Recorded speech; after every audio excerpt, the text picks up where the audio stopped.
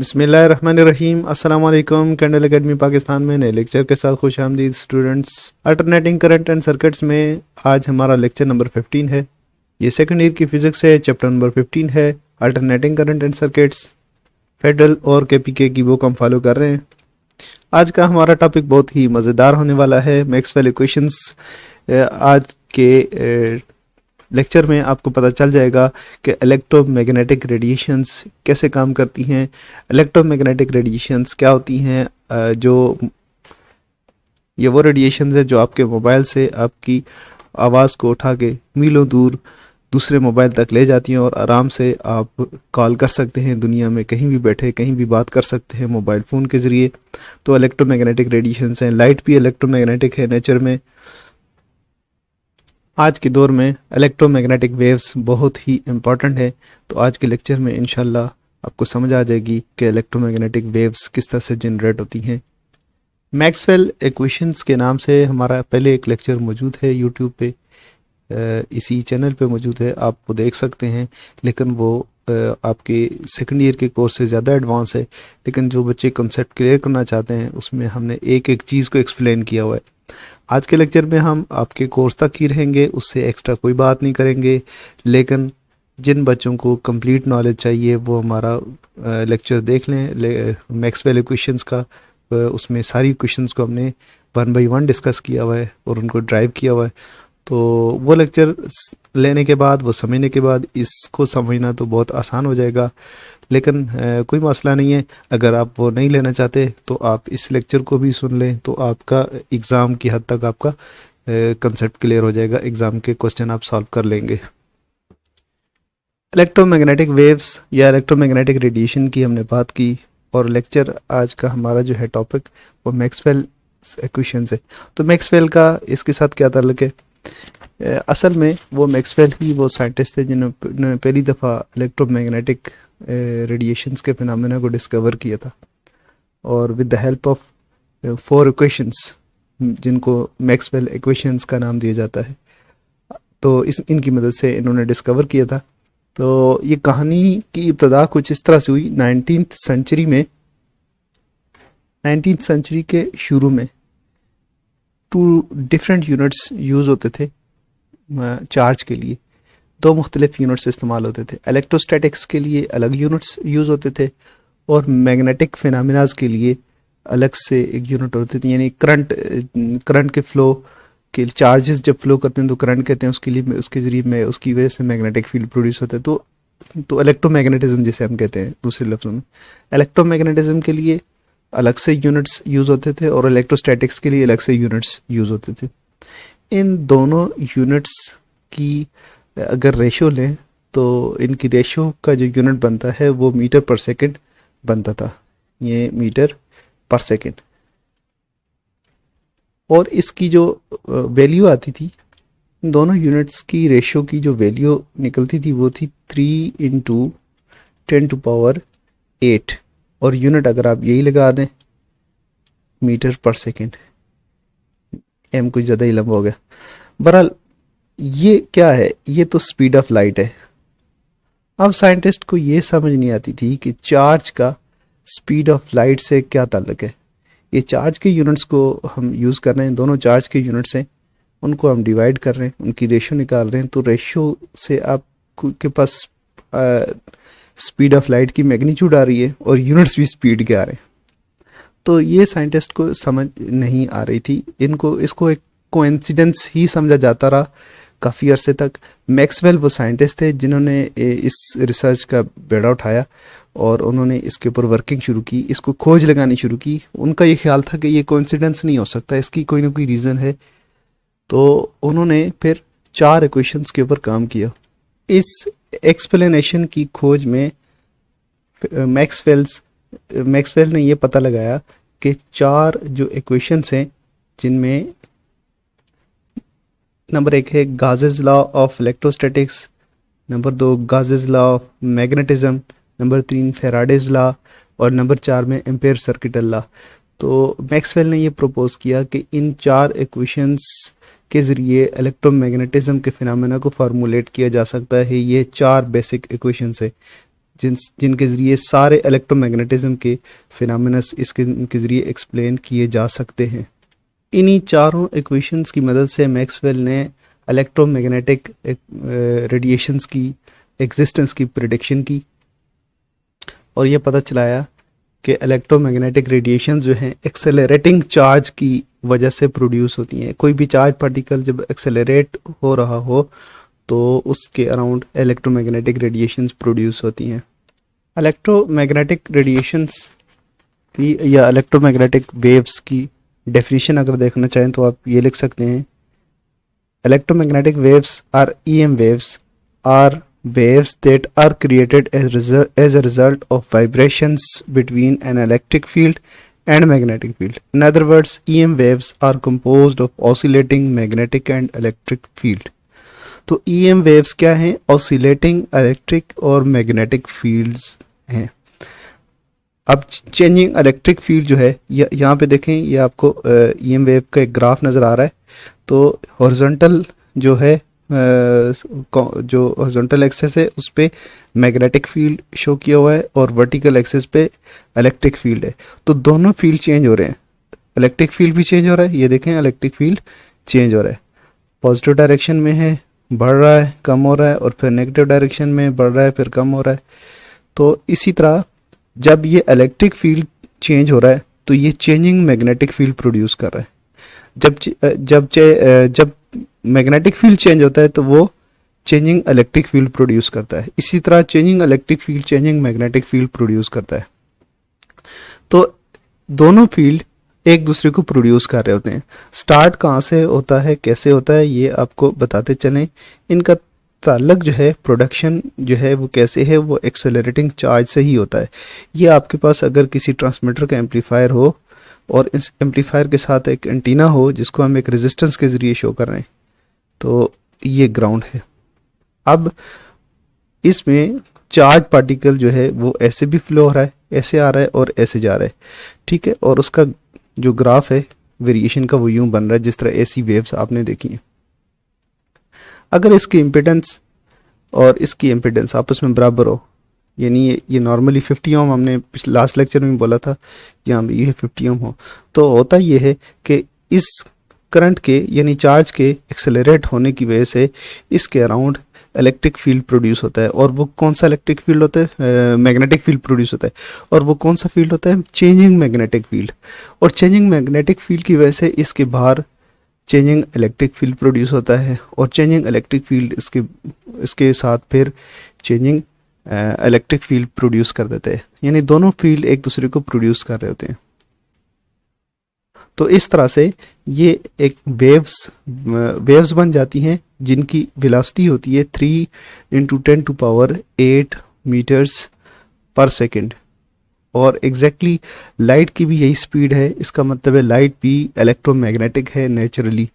Light की nature क्या है? इलेक्ट्रोमैग्नेटिक है। तो इस तरह से आपने पॉइंट्स समझने। सबसे पहली बात कि चार्ज पार्टिकल जब एक्सेलरेट होता है तो वो चेंजिंग मैग्नेटिक फील्ड प्रोड्यूस करता है। Changing magnetic field changing electric field produce करता है, और चेंजिंग इलेक्ट्रिक फील्ड फिर चेंजिंग मैग्नेटिक फील्ड प्रोड्यूस करता है। तो इस तरह से ऐसी डिस्टर्बेंस स्पेस के अंदर प्रोड्यूस हो जाती है जो ट्रेवल करती है और with the speed of light 3 × 10⁸ metres per second. इस इलेक्ट्रोमैग्नेटिक वेव्स की फ्रिक्वेंसी वही होती है जो इस ऑसिलेटिंग चार्ज की फ्रिक्वेंसी होगी। इसका मतलब है जो आपका एम्पलीफायर है, जो ऑसिलेटर है या ट्रांसमीटर है, उसकी जो उसके अंदर सर्किट के अंदर जो ऑसिलेशंस होंगी, इलेक्ट्रिकल चार्जेस की ऑसिलेशन जिस फ्रिक्वेंसी की होगी, तो एंटीना उसी फ्रिक्वेंसी की EM वेव बना के स्पेस के अंदर फेंकेगा। स्टूडेंट्स, यही वो इलेक्ट्रोमैग्नेटिक वेव्स हैं जिनकी मदद से हम कम्युनिकेशन, आजकल की जो टेलीकम्युनिकेशन है वो इनकी वजह से हो रही है। मोबाइल कम्युनिकेशन है, सेटेलाइट कम्युनिकेशन है, ये सारी इन्हीं EM वेव्स की बदौलत है। इनकी डिफरेंट फ्रिक्वेंसीज प्रोड्यूस करते हैं और उसकी उसके ऊपर फिर हम इंफॉर्मेशन को मॉड्यूलेट करते हैं, और मॉड्यूलेशन की डिफरेंट टेक्निक्स हैं। हम आगे चैप्टर्स में ये पढ़ेंगे कि कैसे होता है मॉड्यूलेशन, डीमॉड्यूलेशन कैसे होती है, इस इलेक्ट्रोमैग्नेटिक वेव्स के ऊपर किस तरह हम इंफॉर्मेशन इनके ज़रिए एक सोर्स से डेस्टिनेशन की तरफ भेज रहे होते हैं। तो अभी हम प्रूव करने वाले हैं कि चेंजिंग इलेक्ट्रिक फील्ड किस तरह से चेंजिंग मैग्नेटिक फील्ड प्रोड्यूस करता है, और चेंजिंग मैग्नेटिक फील्ड किस तरह से चेंजिंग इलेक्ट्रिक फील्ड प्रोड्यूस करता है। तो ये हमने प्रूव करना है। हम स्टार्ट लेते हैं मैग्नेटिक फील्ड से। अगर आपके पास मैग्नेटिक फील्ड चेंज हो रहा हो और हम इस चेंजिंग मैग्नेटिक फील्ड को इस तरह के एरोज से हम शो करते हैं कि इसकी मैग्नेटिक फील्ड क्या है, अपनी मैग्नीट्यूड चेंज कर रहा है, और यहाँ पे हमारे पास एक रिंग है, मेटालिक रिंग है, एक कंडक्टर है कि जिसके अंदर से चार्जेस दौड़ सकते हैं, इलेक्ट्रॉन इसके अंदर से ट्रेवल कर सकते हैं। तो according to Faraday's law of electromagnetic induction, अगर मैग्नेटिक फील्ड यहाँ पे चेंज होगा तो इस कंडक्टर के अंदर, जो सर्कुलर कंडक्टर है, इस कंडक्टर के अंदर चार्जेस फ्लो करेंगे। कोई भी एक चार्ज हम सपोज करते हैं, ये इलेक्ट्रॉन हो सकता है, अगर मेटालिक कंडक्टर हो तो इलेक्ट्रॉन होगा। तो ये एक चार्ज हम सपोज करते हैं जो यहाँ से फ्लो करेगा और घूम कर वापस यहाँ पे आएगा। ऐसा क्यों होगा? ऐसा इसलिए होगा कि चेंजिंग मैग्नेटिक फील्ड की वजह से ईएमएफ इंड्यूस होगी, और Faraday's law of electromagnetic induction के मुताबिक क्या होता है, ईएमएफ जो इंड्यूस होती है वो किसके बराबर होती है, delta phi upon delta T के बराबर होती है। यानी जितना rate of change of magnetic flux होगा इतना ही उसके अंदर चार्ज प्रोड्यूस होगा, और ईएमएफ इंड्यूस होगी, और इंड्यूस ईएमएफ की वजह से इंड्यूस करंट प्रोड्यूस होगा। तो इसको हम, ये मैग्नेटिक फ्लक्स है, इसके साथ हम एम लिख सकते हैं, ये चेंजिंग मैग्नेटिक फ्लक्स है। तो इसको हम इस तरह से भी लिख सकते हैं, delta B A, B dot A. ये मैग्नेटिक फ्लक्स की डेफिनेशन है, पिछले चैप्टर्स में आप ये पढ़ चुके हैं। तो ये जो पोटेंशियल डिफरेंस प्रोड्यूस होता है जिसको हम ईएमएफ कहते हैं, इस पोटेंशियल डिफरेंस की वजह से चार्ज दौड़ता है, इस कंडक्टर में सर्कुलर पाथ के ऊपर दौड़ता है। और पोटेंशियल डिफरेंस किस वजह से होता है? पोटेंशियल डिफरेंस होता है इलेक्ट्रिक फील्ड की वजह से। पोटेंशियल डिफरेंस क्यों होता है? इलेक्ट्रिक फील्ड की वजह से। इसका मतलब ये हुआ कि यहाँ पे इसके हर पॉइंट के ऊपर इलेक्ट्रिक फील्ड मौजूद है, जिसकी वजह से पोटेंशियल डिफरेंस क्रिएट हुआ है और चार्ज मूव कर रहा है। यानी इस चार्ज पार्टिकल के ऊपर सर्टन इलेक्ट्रिक फोर्स लग रही है, जिसको हम कहते हैं Fe। ये इलेक्ट्रिक फोर्स है और इसको डिस्प्लेस करा रही है इस सर्कुलर पाथ के ऊपर। यानी दूसरे लफ्ज़ों में ये कह सकते हैं कि वर्क यहाँ पे हो रहा है, और वर्क की डेफिनेशन हम लिख सकते हैं, वर्क क्या होता है, F इंटू एस होता है। और इस पर्टिकुलर सिचुएशन में हमारे पास फोर्स कौन सी है? इलेक्ट्रिक फोर्स है, Fe। और हमारे पास जो सर्कुलर पाथ है, इसको हम आसानी के लिए एक सिमेट्रिकल पाथ ले लेते हैं, और बिल्कुल सर्कुलर ले लें तो ये पूरा इसका सर्कमफेरेंस 2πr बन जाता है। तो चार्ज पार्टिकल के ऊपर जो वर्क हुआ है वो क्या है? F into 2πr। अब हमारे पास फोर्स क्या है? इलेक्ट्रिक फील्ड इंटेंसिटी की डेफिनेशन हमने पढ़ी थी फर्स्ट चैप्टर के अंदर, वो होती है फोर्स पर यूनिट चार्ज। और यहाँ से हम फोर्स की वैल्यू निकाल सकते हैं। फोर्स किसके बराबर होती है? ये इलेक्ट्रिक फोर्स है, फोर्स बराबर होगी, इलेक्ट्रिक फोर्स बराबर होगी क्यू ई के, क्यू ई। यहाँ हम रिप्लेस कर सकते हैं, W किसके बराबर है? W बराबर होगा Q E, Q E. Q charge है, E इलेक्ट्रिक फील्ड है, और ये डिस्टेंस, जिस डिस्टेंस पे चार्ज मूव कर रहा है, 2πr। तो हमारे पास क्या आ गया? W is equal to Q E 2πr। हमारे पास पोटेंशियल डिफरेंस की इक्वेशन है work done per unit charge. तो दोनों तरफ अगर हम डिवाइड कर देते हैं चार्ज को, तो हमारे पास क्या आंसर आने वाला है? अगर हम चार्ज को डिवाइड कर देते हैं, डिवाइडिंग बोथ साइड्स।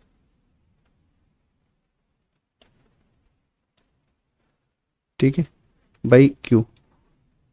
तो हमारे पास आंसर क्या आने वाला है, देखते हैं।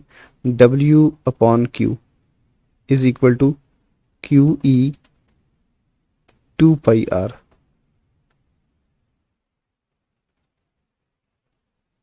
ये आएगा हमारे पास। और work done per unit charge किसके बराबर होता है, ईएमएफ के बराबर होता है, पोटेंशियल डिफरेंस होता है ये। और ये यहाँ पे भी हम क्यू लिखेंगे, दोनों तरफ डिवाइड है, तो ये क्यू कैंसिल हो जाएगा। तो ये हमारे पास बन जाएगा ई 2πr। अब हम यहाँ से निकालते हैं इसका रिलेशन। ई किसके बराबर होगा, ई को सेपरेट करें, इलेक्ट्रिक फील्ड। हम स्टार्ट कहाँ से लिया था, स्टार्ट हमने लिया है मैग्नेटिक फील्ड से। मैग्नेटिक फील्ड चेंज हो रहा था और उसकी वजह से अभी इलेक्ट्रिक फील्ड हमारे पास आ रहा है, देख लें हम। तो ये होगा ई 1/2πr, इसको ऐसे लिख सकते हैं। ये है ईएमएफ, जो इंड्यूस्ड ईएमएफ है, और इसको हम रिप्लेस कर सकते हैं Faraday's law of electromagnetic induction के साथ। तो उस तरह से हमारे पास ये आएगा φm upon delta T multiplied by 2πr। यहाँ पे आपको ये नज़र आ रहा है, ये देखें ये क्या है, चेंजिंग मैग्नेटिक फ्लक्स प्रोड्यूसेस ई फील्ड। ठीक है जी। और ये तो मैग्नेटिक फ्लक्स की फॉर्म में लिखा हुआ है, इसको हम मैग्नेटिक फील्ड की फॉर्म में भी लिख सकते हैं। तो अगर मैग्नेटिक फील्ड की फॉर्म में आप लिखना चाहें तो आप इसको ऐसे लिख सकते हैं, E is equal to φm को आप रिप्लेस कर सकते हैं delta B dot A upon delta T multiplied by 1/2πr। तो यहाँ पे एरिया तो कांस्टेंट है, एरिया चेंज नहीं हो रहा, तो चेंज क्या हो रहा है, मैग्नेटिक फील्ड। तो आप ये लिख सकते हैं E is equal to area को, और इसको हम इकट्ठा कर लेते हैं, ये कांस्टेंट्स हैं 2πr, और ये हमारे पास आएगा delta B upon delta T. अब इस इक्वेशन से आपको नज़र आ रहा है यहाँ पे कि changing magnetic field produces changing electric field. Changing magnetic field produces electric field, ये चेंजिंग इलेक्ट्रिक फील्ड है, लेकिन यहाँ पे इसी तरह से आप इसको देख लें तो मैग्नेटिक फील्ड की चेंज करने की वजह से इलेक्ट्रिक फील्ड प्रोड्यूस हो रहा है। अब आपके जहन में ये क्वेश्चन आ रहा होगा या आना चाहिए कि हमने यहाँ पे ये लिखा था कि इस तरह से मैग्नेटिक फील्ड चेंज हो रहा है, और इसके अराउंड हमने एक कंडक्टर रखा था। ठीक है जी। तो इस कंडक्टर के अंदर चार्ज फ्लो कर रहा है, तो हमें ई फील्ड का पता चला है इस कंडक्टर की वजह से। तो स्पेस के अंदर तो कंडक्टर तो नहीं होता, स्पेस के अंदर तो कुछ भी नहीं है, एंटीना है, और उसके बाद जो है ना वो ईएम वेव जनरेट हो रही होती है। तो इसको जवाब ये है कि ये एक्सपेरिमेंटली प्रूव्ड है कि यहाँ पे किसी कंडक्टर की ज़रूरत नहीं है, कंडक्टर हटा भी दें तो यहाँ पे फील्ड मौजूद होगा, और ये फील्ड ये electric field magnetic field change हो रहा है, तो उसकी वजह से इस जगह पे इलेक्ट्रिक फील्ड प्रोड्यूस होगा, वो चेंजिंग इलेक्ट्रिक फील्ड होगा, और उस चेंजिंग इलेक्ट्रिक फील्ड की वजह से दोबारा चेंजिंग मैग्नेटिक फील्ड प्रोड्यूस होगा, और ये आपस में एक दूसरे को इस तरह से प्रोड्यूस करते हुए जाते हैं। तो ये ईएम वेव इस तरह से बनती है। तो जहन में क्या रखना है कि यहाँ पे हमने स्टार्ट जो लिया था, हमने एक कंडक्टर से लिया था कि सर्कुलर कंडक्टर मौजूद है, क्योंकि हमें इसकी समझ आती है Faraday's law of electromagnetic induction से कि किसी कंडक्टर के अंदर ईएमएफ प्रोड्यूस होती है अगर उसके करीब मैग्नेटिक फ्लक्स चेंज हो। तो उसके लिए हमने आसानी से इसको समझने के लिए यहाँ से स्टार्ट लिया था, लेकिन एक्सपेरिमेंटली प्रूव्ड है कि यहाँ पे कंडक्टर ना भी हो तो इलेक्ट्रिक फील्ड मौजूद होता है। तो अब ये बात तो क्लियर हो गई यहाँ तक कि मैग्नेटिक फील्ड की चेंज की वजह से आप इलेक्ट्रिक फील्ड प्रोड्यूस कर सकते हैं। अब इसका कन्वर्स भी हमने प्रूव करना है, यानी इलेक्ट्रिक फील्ड को चेंज करें तो मैग्नेटिक फील्ड प्रोड्यूस होना चाहिए। यही बात की थी ना हमने शुरू में कि दोनों फील्ड एक दूसरे को प्रोड्यूस करते हैं। तो एक बात तो हमने यहाँ तक प्रूव कर दी, अब दूसरी रहेगी कि मैग्नेटिक फील्ड को हम चेंज करके देखेंगे कि इलेक्ट्रिक फील्ड को चेंज करके देखेंगे कि मैग्नेटिक फील्ड प्रोड्यूस होता है कि नहीं। उसके लिए आप तो एक तो ये बात समझें कि अगर कहीं पे करंट फ्लो हो किसी कंडक्टर के अंदर, तो ये तो हमने पढ़ा है ना कि जब किसी कंडक्टर के अंदर से करंट फ्लो हो तो उसके इर्द गिर्द मैग्नेटिक फील्ड प्रोड्यूस होता है। तो ये तो कंफर्म बात है कि अगर करंट हो कहीं पे तो मैग्नेटिक फील्ड होगा। अगर हम चेंजिंग इलेक्ट्रिक फील्ड की वजह से करंट का होना साबित कर दें तो ये मैग्नेटिक फील्ड का होना साबित हो जाएगा, इसमें कोई मसला नहीं है। इसको प्रूव करने के लिए हम एक कैपेसिटर की एग्जांपल लेते हैं। फर्ज करें आपके पास ये पैरेलल प्लेट कैपेसिटर हो और इस कैपेसिटर के साथ आप एक लगा देते हैं बैटरी जो इस कैपेसिटर को चार्ज करती है। हमारी ऑब्जर्वेशन है कि जब हम कैपेसिटर को चार्ज करने के लिए यहाँ पे अगर स्विच ही लगा देते हैं, फर्ज करें यहाँ पे एक स्विच है, जैसे हम स्विच को ऑन करते हैं तो फौरन यहाँ से करंट फ्लो होना शुरू होता है और वो करंट मैक्सिमम होता है। कैपेसिटर खाली है तो करंट मैक्सिमम होता है और उसके बाद यहाँ पे करंट एक्यूमुलेट होना शुरू हो जाता है, चार्ज यहाँ पे एक्यूमुलेट होना शुरू हो जाता है, सॉरी करंट नहीं चार्ज यहाँ पे एक्यूमुलेट होना शुरू हो जाता है तो करंट कम होना शुरू हो जाता है। जैसे जैसे चार्ज यहाँ पे बढ़ता जाता है करंट कम होता जाता है, जैसे चार्ज मैक्सिमम हो जाता है तो करंट ज़ीरो हो जाता है।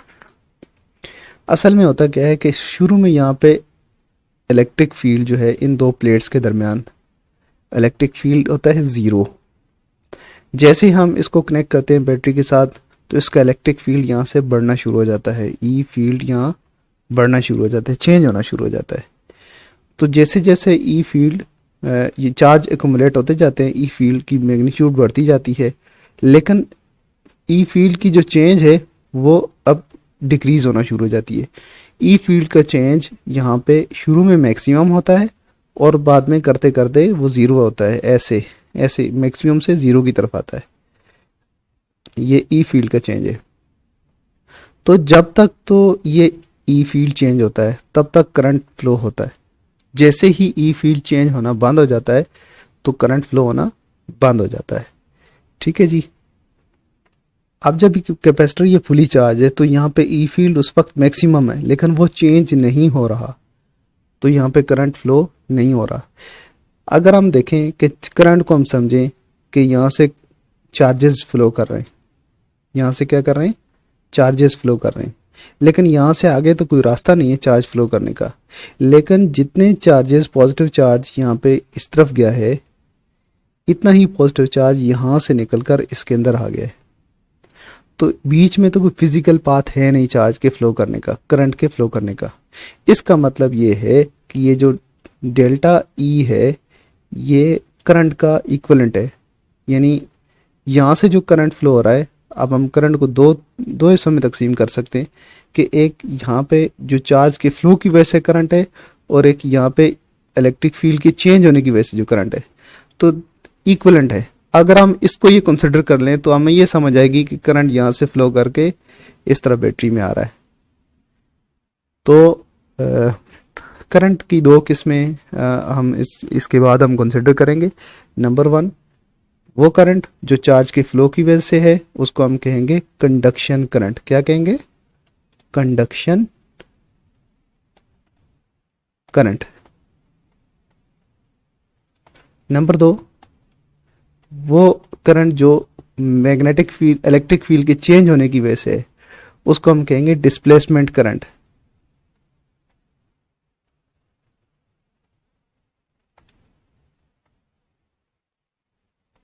तो ये दो करंट आपने कंसिडर करने हैं। अब करंट आपके पास कितनी किस्म के होंगे?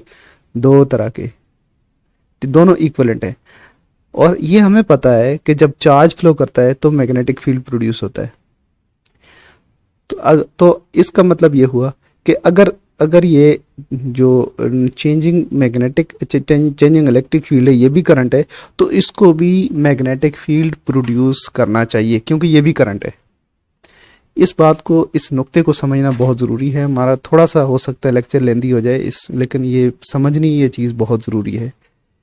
देखें, यहाँ तो आपको पता है ना कि मैग्नेटिक फील्ड प्रोड्यूस हो रहा है क्योंकि चार्ज फ्लो कर रहे हैं। तो यहाँ पे क्या हो रहा है? यहाँ पे ई फील्ड चेंज हो रहा है ड्यूरिंग चार्जिंग।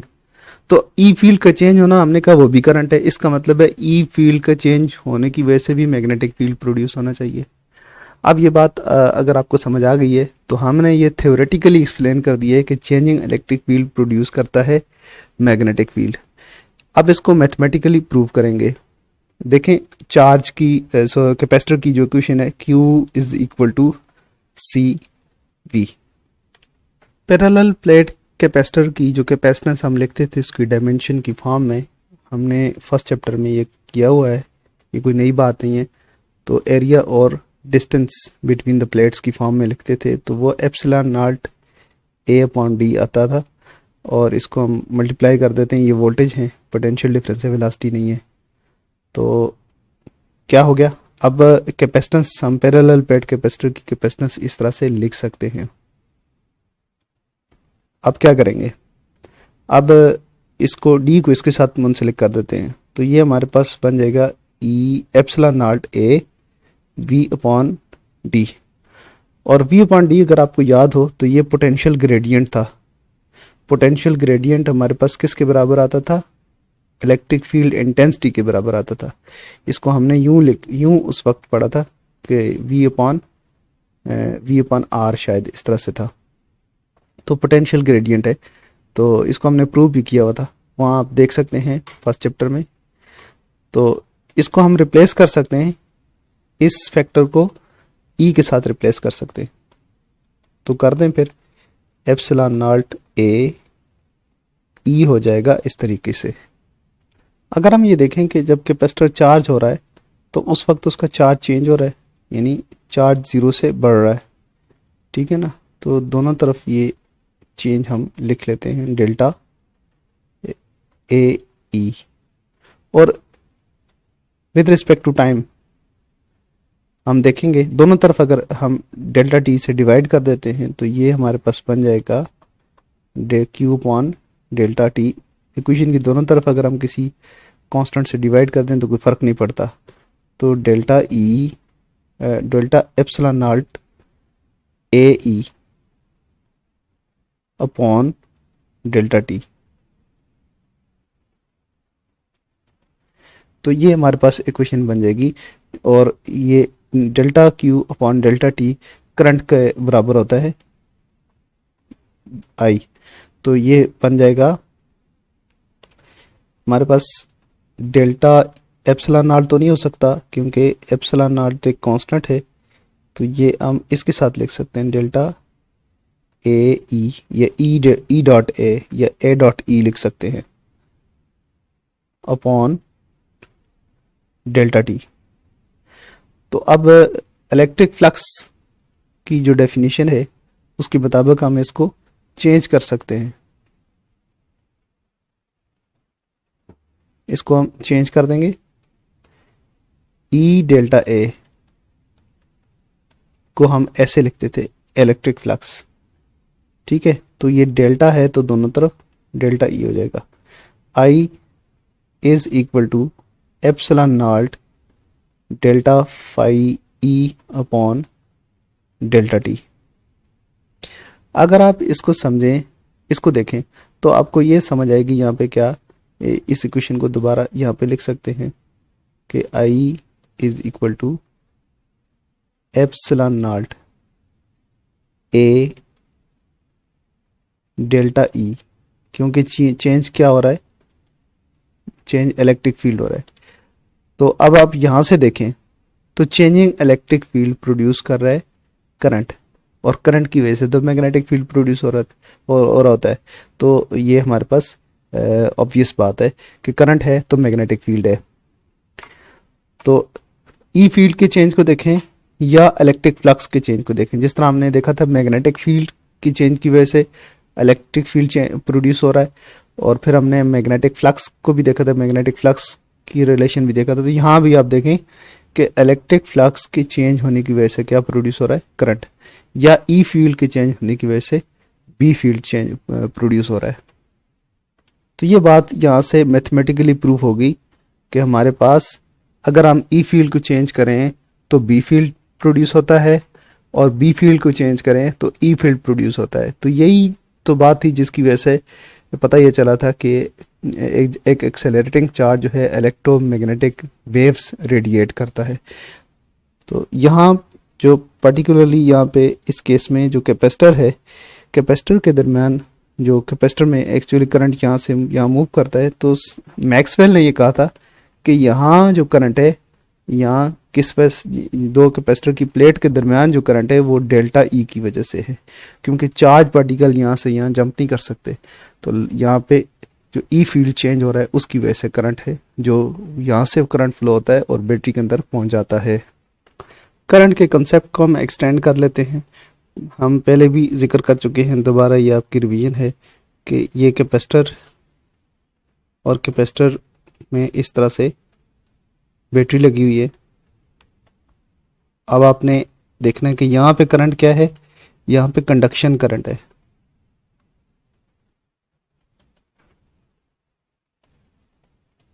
तो इस पूरे पाथ में करंट मौजूद है, करंट का पूरा एक फ्लो बन रहा है यहाँ पे, ठीक है। तो इस जगह पे क्या है, करंट है, conduction current due to flow of charges.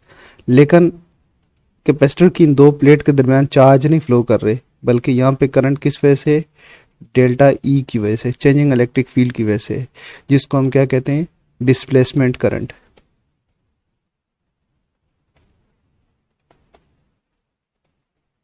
तो अब के बाद हम इलेक्ट्रिक फील्ड के चेंज होने को भी करंट ही कहा करेंगे और चार्ज के फ्लो को भी करंट कहा करेंगे। तो इसी तरह चार्ज का फ्लो मैग्नेटिक फील्ड प्रोड्यूस करता है, तो इलेक्ट्रिक फील्ड का चेंज होना भी मैग्नेटिक फील्ड प्रोड्यूस करेगा। मैक्सवेल ने इलेक्ट्रोमैग्नेटिक वेव्स की वेलोसिटी मैथमेटिकली फाइंड की थी। इसका कुछ यूं फार्मूला है, 1/ε0μ0, और इसमें अगर एप्सिलॉन नॉट और म्यू नॉट की अगर वैल्यू डालें, स्क्वायर रूट लें और इसका इन्वर्स लें, तो आंसर आएगा 3 × 10⁸ मीटर पर सेकेंड। और इसके जो डायमेंशंस हैं इसको भी सॉल्व करें तो इसके डायमेंशन भी मीटर पर सेकेंड ही आते हैं। एक बात तो ये तो मैक्सवेल का काम था कि उसने ये प्रूव किया था कि इलेक्ट्रोमैग्नेटिक वेव्स की स्पीड ऐसे है। तो यही लाइट की भी यही स्पीड है, तो लाइट भी इलेक्ट्रोमैग्नेटिक है। लाइट क्या है, हम बार बार कह चुके हैं, लाइट इज इलेक्ट्रोमैग्नेटिक।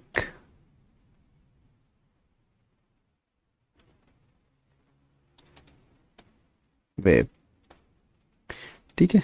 तो लाइट भी इलेक्ट्रोमैग्नेटिक है नेचर में। अगर हम अपने लेक्चर को समराइज करें तो हम इस तरह से कर सकते हैं कि बाय फैराडेज लॉ हमें पता चलता है कि changing magnetic field gives rise to an electric field, और एम्पेयर मैक्सवेल लॉ से हमें यह पता चलता है कि changing electric field give rise to a magnetic field. यहाँ एम्पेयर मैक्सवेल लॉ लिखा हुआ है, असल में एम्पेयर सर्किटल लॉ हमने जो पहले पढ़ा था उसके अंदर मैक्सवेल ने थोड़ी सी अमेंडमेंट की थी, और अमेंडमेंट के बाद जो एम्पेयर लॉ बना है उसको एम्पेयर मैक्सवेल लॉ कहते हैं। तो एम्पेयर मैक्सवेल लॉ से असल में पता चलता है कि डिस्प्लेसमेंट करंट भी कोई चीज़ होती है और उसकी वजह से करंट प्रोड्यूस होता है, मैग्नेटिक फील्ड प्रोड्यूस होता है। तो एम्पेयर मैक्सवेल लॉ से हमें पता चलता है कि इलेक्ट्रिक फील्ड को चेंज करें तो मैग्नेटिक फील्ड प्रोड्यूस होता है, और दोनों का नेट इफेक्ट जो है वो क्या होता है, net effect is an electromagnetic disturbance जो 3 × 10⁸ मीटर पर सेकंड के साथ प्रोपेगेट करती है स्पेस के अंदर, और इसको हम कहते हैं इलेक्ट्रोमैग्नेटिक वेव्स। मैग्नेटिक वेव्स कोई मीडियम नहीं चाहिए होता, स्पेस से भी ट्रेवल कर जाती हैं, इसलिए लाइट जो है, सूरज की रोशनी जो है वो सूरज से लेकर ज़मीन तक पहुंच जाती है, हालांकि बीच में स्पेस है, कोई मीडियम नहीं है, क्योंकि लाइट भी इलेक्ट्रोमैग्नेटिक है। तो इलेक्ट्रोमैग्नेटिक रेडिएशन को किसी भी वास्ते की, किसी भी मीडियम की ज़रूरत नहीं होती। इसके साथ ही स्टूडेंट्स हम अपना लेक्चर ख़त्म करते हैं। नेक्स्ट क्लास में इंशाल्लाह इलेक्ट्रोमैग्नेटिक वेव्स को ही टारगेट करेंगे और इसका हम स्पेक्ट्रम डिस्कस करेंगे कि इसकी फ्रिक्वेंसी कहाँ से शुरू होती है और कहाँ तक जाती है, और इस फ्रिक्वेंसी में किस किस फ्रिक्वेंसी की रेंज में क्या क्या हम काम लेते हैं। इजाज़त दीजिए, अल्लाह हाफिज़।